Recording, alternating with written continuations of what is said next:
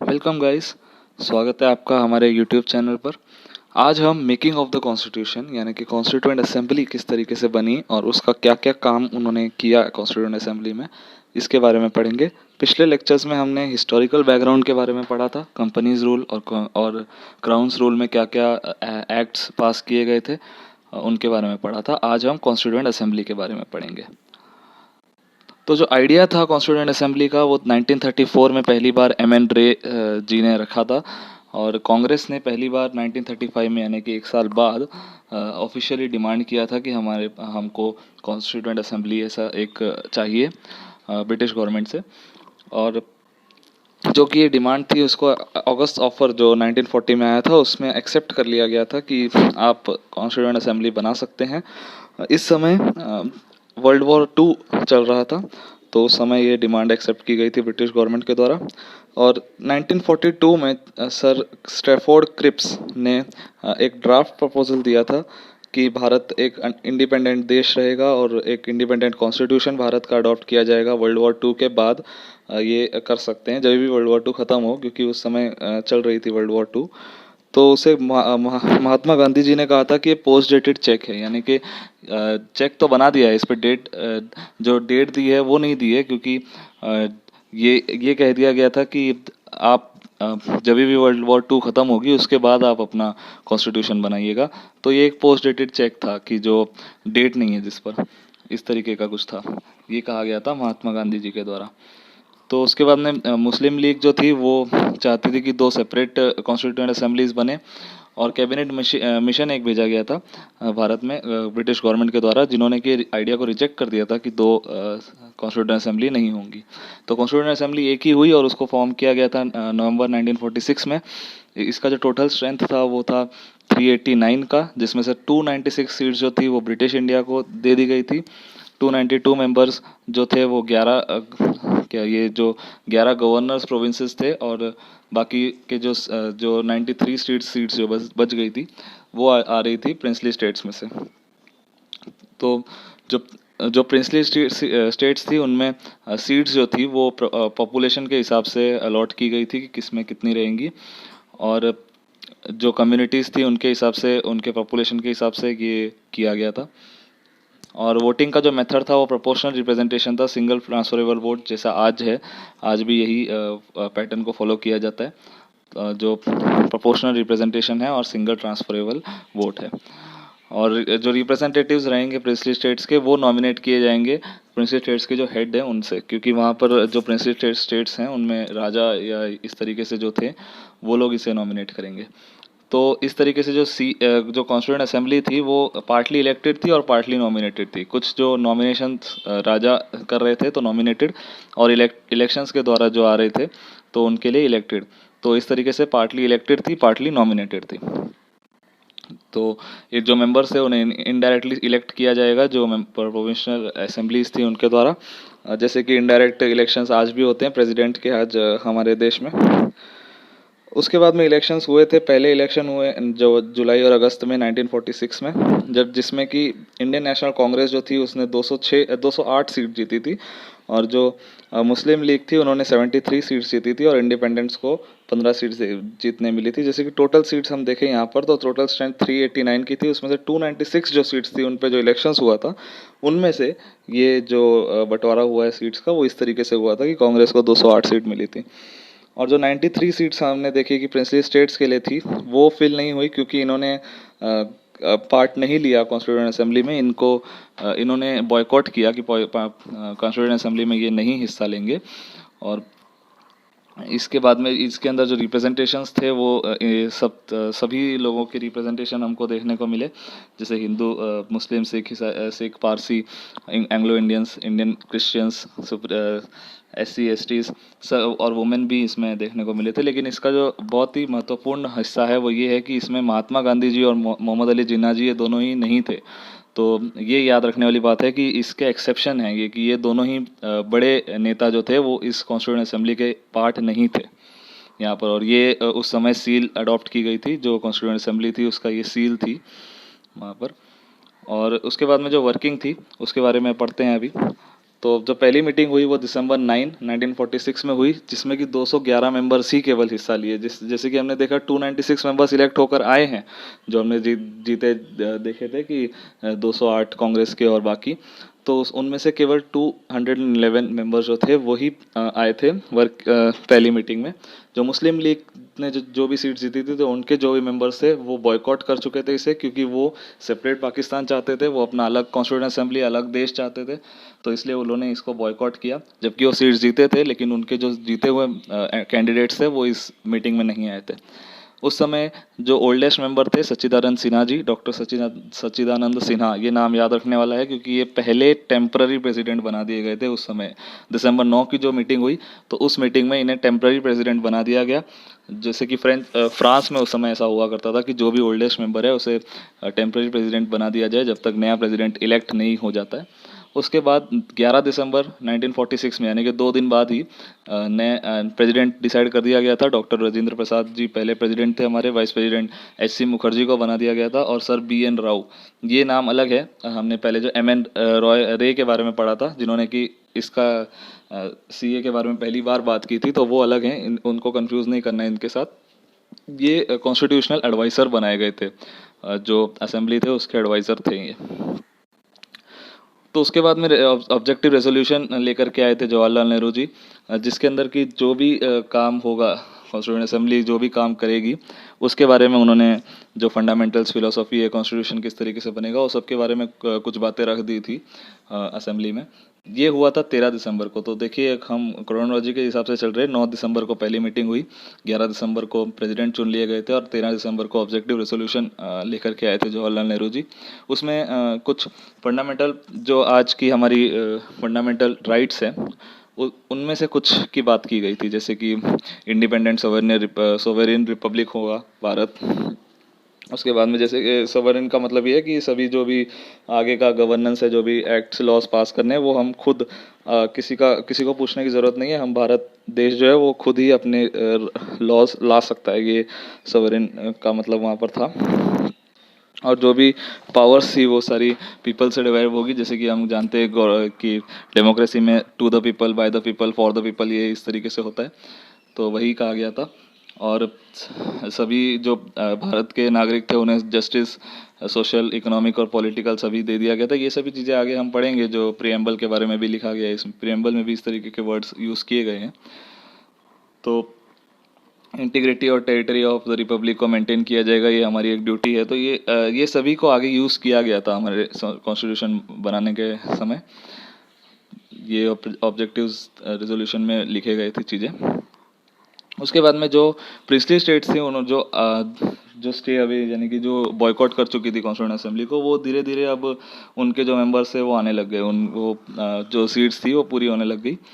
और अप्रैल 28, 1947 में इस दिन जो 6 स्टेट्स थी, उनमें से जो 5 जो स्टेट्स हैं उन्होंने असेंबली में पार्ट ले लिया था। तो 5 स्टेट्स तो राज़ी हो गई थी कि अब असेंबली में आ चुकी थी।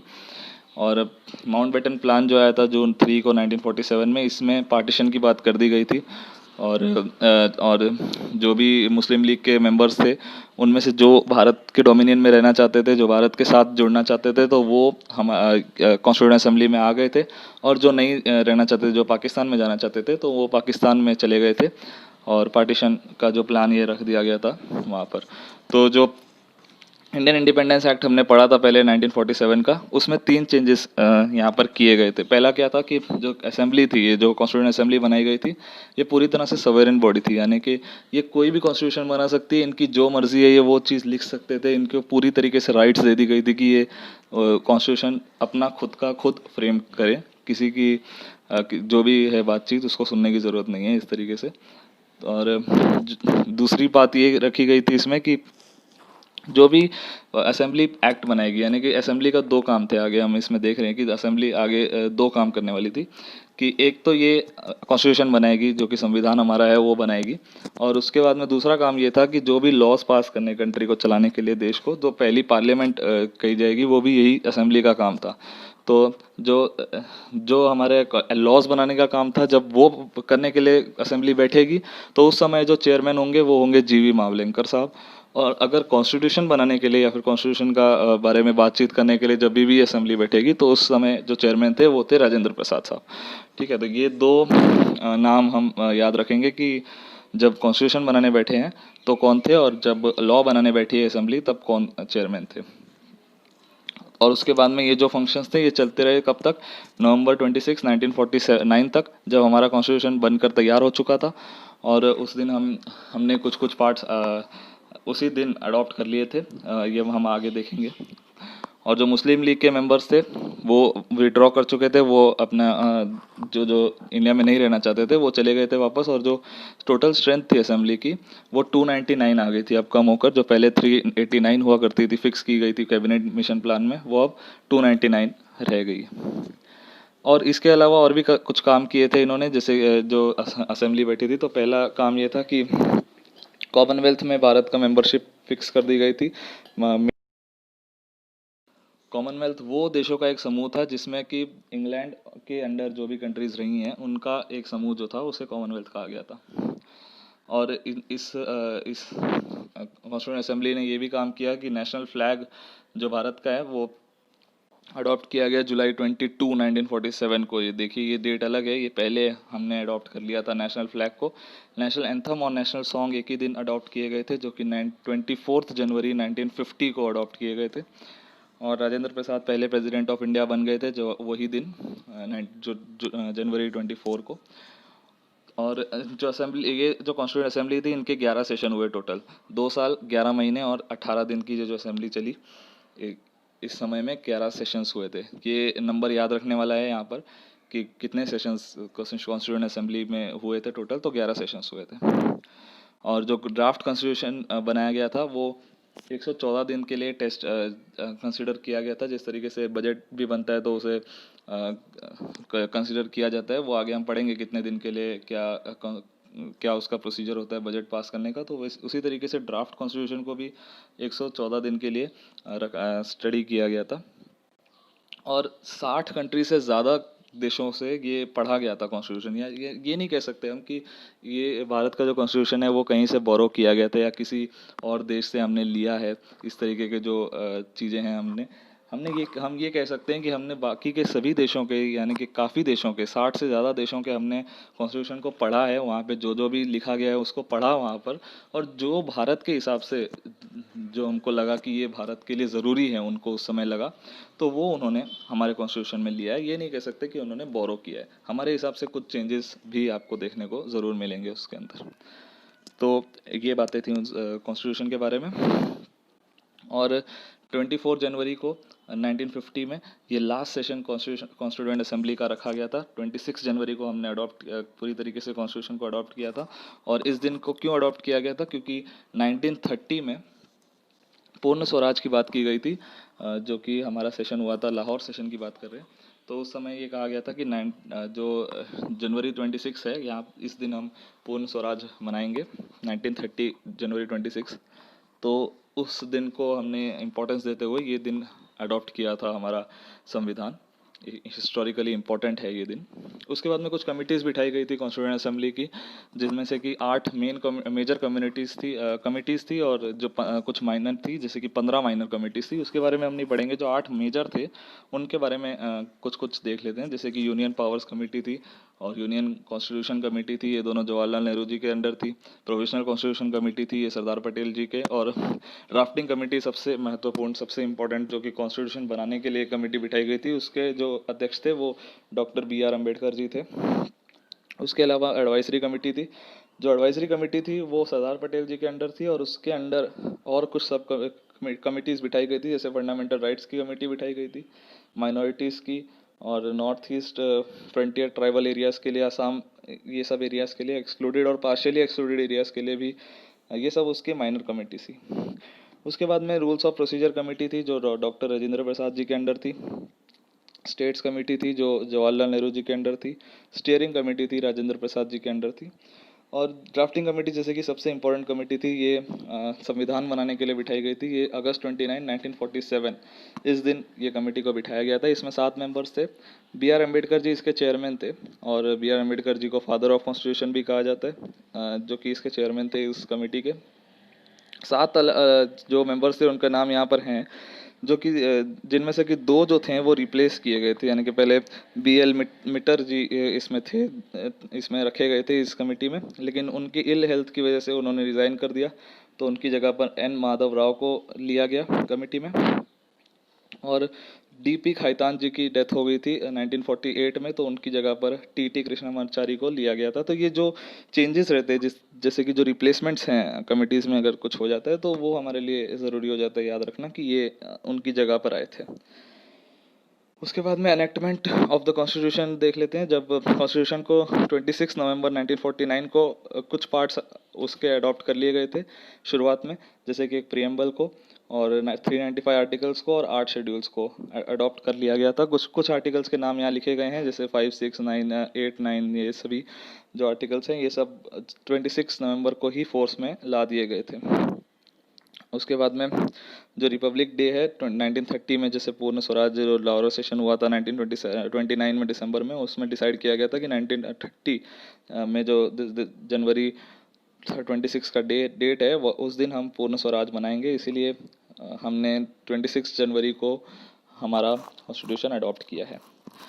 नहीं तो 26 नवंबर को हमारा कॉन्स्टिट्यूशन बन के रेडी हो चुका था, लेकिन हमने 26 जनवरी को अडॉप्ट किया गया था सारा पूरा का पूरा कॉन्स्टिट्यूशन। कुछ पार्ट्स हमने 26 नवंबर को ही फोर्स में ला दिया था, लेकिन पूरा कॉन्स्टिट्यूशन जो था वो 26 जनवरी को फोर्स में आया। जब हम प्रियम्बल पढ़ेंगे तो प्रियम्बल में ये डेट लिखी गई है 26 नवंबर 1949, क्योंकि इस दिन को हमने अडॉप्ट किया था प्रियम्बल, क्योंकि प्रियम्बल देखिए हमने अडॉप्ट कर लिया था 26 नवंबर को ही। तो जैसे ही हमने अडॉप्ट कर लिया, तो जो हमारे इंडियन इंडिपेंडेंस एक्ट थे, जो गवर्नमेंट ऑफ इंडिया एक्ट थे, जो हमने पिछली बार पढ़े थे पिछले लेक्चर में 1935 का और 1947 का, इसे रिपील कर दिया गया था। लेकिन जो प्रीवी काउंसिल जुरिडिक्शन एक्ट था ये रहा, ये कंटिन्यू किया गया था, ये कुछ समय रहा उसके। और ये कब अबॉलिश किया गया था ये आप देखिए, नेट आप सर्च कीजिए और इसको कमेंट सेक्शन में लिख के बताइएगा, ये आज का आपका सवाल है। और इसके बारे में आप पढ़ेंगे तो आपको काफ़ी इंटरेस्टिंग चीज़ जानने मिलेगी कि ये प्रीवी काउंसिल जो हुआ करता था वो सुप्रीम कोर्ट से किस तरीके से इसका मतलब कब ये एबॉलिश किया गया था, उससे सुप्रीम कोर्ट के बारे में आपको जानने को मिलेगा, जो आज हमारा सुप्रीम कोर्ट है। तो इसका कुछ क्रिटिसिज्म भी हुआ था जो कॉन्स्टिट्यूएंट असेंबली है, जैसे कि ये कहा जाता था कि ये रिप्रेजेंटेटिव बॉडी नहीं है, क्योंकि इसमें डायरेक्टली इलेक्टेड नहीं किए गए थे पीपल के द्वारा, कुछ इनडायरेक्ट थे, कुछ रिप्रेजेंटेटिव्स थे, इस तरीके से थे। तो ये कहा गया था कि पूरी तरह से रिप्रेजेंटेटिव बॉडी नहीं है। ये कहा गया कि ये पूरी तरह से सवर्न नहीं है, क्योंकि सॉवरेन नहीं है, यानी कि खुद के डिसीजन खुद नहीं ले सकती है, क्योंकि ये प्रपोजल्स जो थे ब्रिटिश गवर्नमेंट के उसके हिसाब से बनाई गई थी। जबकि ये सॉवरेन थी क्योंकि खुद अपने डिसीजंस ले सकती थी, लेकिन जो बॉडी क्रिएट की गई थी वो की गई थी ब्रिटिश गवर्नमेंट के प्रपोजल्स के हिसाब से। तो ये एक उसका क्रिटिसिज्म था। उसके बाद में टाइम कंज्यूमिंग, क्योंकि जो अमेरिकन कॉन्स्टिट्यूशन था वो 4 महीने में बन गया था, लेकिन हमारा जो कॉन्स्टिट्यूशन है वो 2 साल से अधिक कुछ समय लगा उसे। जैसे कि 1947 में हमें आज़ादी मिल चुकी थी, लेकिन 1950 तक जा कर के हमने हमारा कॉन्स्टिट्यूशन अडॉप्ट किया है, तो इतना समय लग गया था। तो इसके बारे में ये भी है कि हमारा जो कॉन्स्टिट्यूशन है वो काफ़ी बड़ा है, काफ़ी लेंदी है, हम उसके बारे में फीचर्स पढ़ेंगे अगले लेक्चर में। तो ये टाइम कंज्यूमिंग था उस हिसाब से। फिर कहा गया था कि डोमिनेटेड है, एक ही पार्टी की बॉडी है कांग्रेस। हमने देखा कि 200 से ज़्यादा सीट्स तो कांग्रेस ने ही जीत ली थी, तो 389 सीट्स जो थी टोटल, उसमें से भी फिर जो मुस्लिम लीग थी वो जा चुकी थी, तो 299 सीट्स रह गई थी, तो 200 से अधिक तो कांग्रेस के पास ही थी, तो एक ही पार्टी की बॉडी रेप बनकर रह गई थी ये कहा गया था। उसके बाद में ये कहा गया था कि इसमें जो ज़्यादा करके जो सिलेक्ट हुए हैं, जो लोग आए हैं इस असेंबली में, वो सारे लॉयर्स हैं, तो लॉयर्स की पार्टी रह गई है, ये लॉयर्स की असेंबली है, ये कहा गया था। उसके बाद में ये कहा गया था कि इसमें हिंदू ज़्यादा है, तो लॉर्ड विस्कॉन्ट साइमन ने ये कहा गया था ये तो बॉडी ऑफ हिंदूज़ है, कि हिंदू के बारे में ही सोचेगी, जबकि इसमें सब थे। हमने देखा कि वुमेन और मुस्लिम्स भी इसमें रिप्रेजेंट किए गए थे, लेकिन जो इंग्लिश जो थे ब्रिटिशर्स, वो इस समय ये पार्टीशन करने की कोशिश में थे कि जो भारत है उसमें अलग अलग लोग किस तरह से एक साथ रह सकते हैं, ये सोचती। उसके बाद में विंस्टन चर्चिल जी ने कहा गया के बारे में उन्होंने ये कहा था, उनका नाम काफ़ी सुना हुआ, काफ़ी हिस्टोरिकली इम्पोर्टेंट पर्सनैलिटी हैं, और उन्होंने ये कहा था कि ये एक ही मेजर कम्युनिटी को भारत में रिप्रेजेंट करती है कॉन्स्टिट्यूएंट असेंबली। जबकि आप आगे हमारे संविधान के बारे में जब पढ़ेंगे तो आपको जानने को मिलेगा कि सभी के बारे में क्या क्या लिखा गया है, क्या क्या कॉन्स्टिट्यूशन में है, बातें की गई है, तो वो हम आगे हमारे नेक्स्ट लेक्चर में फीचर्स पढ़ेंगे कॉन्स्टिट्यूशन के, जो भी है। तो आज के लिए इतना ही। आज हमने पूरी तरह से कॉन्स्टिट्यूएंट असेंबली के बारे में पढ़ा है।